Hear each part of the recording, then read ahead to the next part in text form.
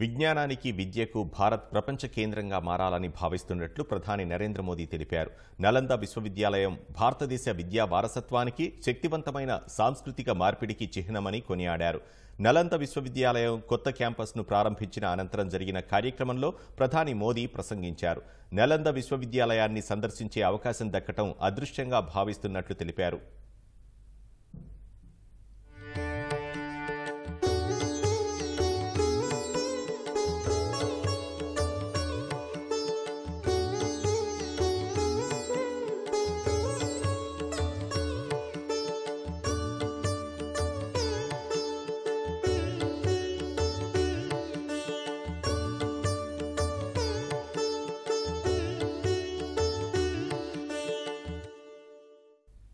కొత్త క్యాంపస్ ప్రారంభోత్సవానికి ముందు ప్రధాని మోదీ నలంద విశ్వవిద్యాలయానికి సమీపంలో ఉన్న ప్రపంచ వారసత్వ ప్రదేశంగా యునెస్కో గుర్తించిన నలంద మహావిహారాను సందర్శించారు.